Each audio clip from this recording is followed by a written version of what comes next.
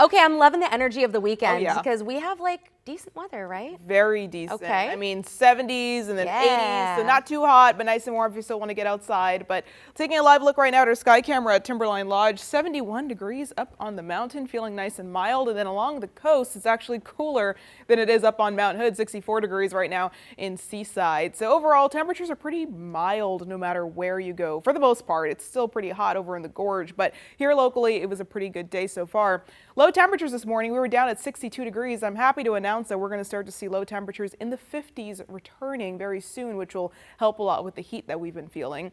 So 62 this morning, 60 in Troutdale, 50s in McMinnville, and then along the coast, low temperatures were in the mid 50s.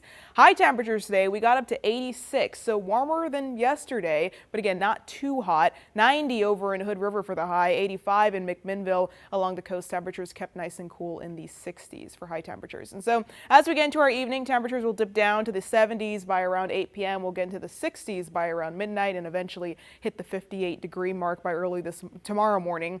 By the afternoon, temperatures will be in the 70s. It's also going to be cloudy tomorrow, mostly cloudy. We'll have some little sun breaks in there, but for the most part, it'll be a much cloudier day than what we've been seeing over this last week. By the end of the day, we're going to peak in the comfortable temperatures in the upper 70s.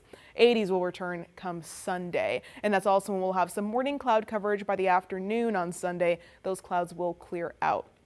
On the coast, expect some showers over the weekend. It will not be producing a very significant precipitation, probably around 1/10 of an inch or less. But again, still expect to see some shower activity. Looks like Portland's trending dry. We're just going to be dealing with that cloud coverage tomorrow into early Sunday. Also expect it to be a little windy along the coast and in the Coast Range and in the gorge over the weekend too, with gusts getting up to around 35 miles per hour.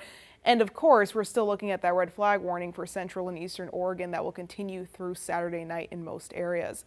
As you can see, the smoke, Portland's looking pretty good. We had some smokier conditions earlier in the week. Right now, it's really just light smoke at most, but down to central Oregon around Bend and just south of Madras, that's where we're seeing the moderate to even very thick smoke in certain parts, like right here, as you can see.